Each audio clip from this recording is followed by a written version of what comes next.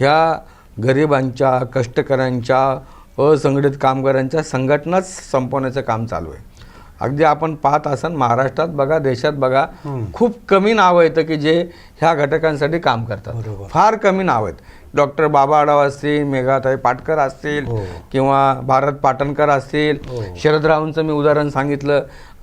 George नंतर ही जी काही पोकळीक निर्माण झाली, फार कमी नावं येतं की जे ह्या घटकांसाठी काम करतात. खरं तर यांसाठी कोणी आता पुढे यायला तयार नाही काम करायला.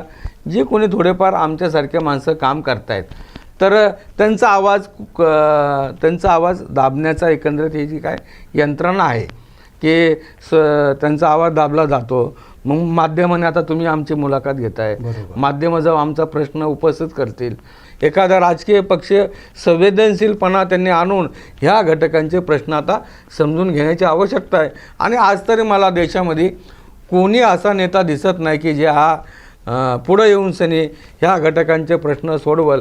फक्त टक्केवारी, मला काय मिळतं, यामध्ये सगळे नेते आता अलीकडं त्या कायद्याची अंमलबजावणी होतच नाही आहे, कागदावरच आहे. भांडवलदार, कंपन्या, आमचं असं म्हणणं नाही किंवा भांडवलदार पण जगले पाहिजे, परंतु भांडवलदार जगत असताना त्यांचा हक्क मारता कामा नये.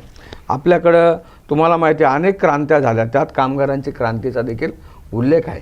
1 मे कामगार दिन आपण जागतिक कामगार दिन साजरा करतो.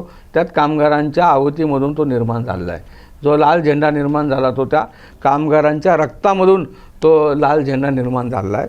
आणि आता तो आपल्याकडे नामनेश होताना दिसत आहे. फार कमी लोक लाल झेंडा आता अलीकडे वापरतात. त्याचा इतिहास कंत्राटी भरती चालू आहे. कंत्राटी एखादा ठेकेदार द्यायचा, तो ठेकेदार पण असं काही साधे नाही आजकाल. सगळे राजकीय ठेकेदार आहेत, भाई आहेत, गुंड आहेत, हे सगळे ठेकेदारी पद्धत चालवतात. कामगाराचा आवाज दाबण्यासाठी यंत्रणा काम करत आहे. त्यामुळं कंत्राटी निर्मूलन कायद्याची अंमलबजावणी होणं आवश्यक आहे. ज्या ठिकाणी कायम काम आहे त्या ठिकाणी कायमच कामगार पाहिजे, अशा प्रकारची अंमलबजावणी काटेकोरपणे झाली पाहिजे, तर या घटकांना न्याय मिळेल.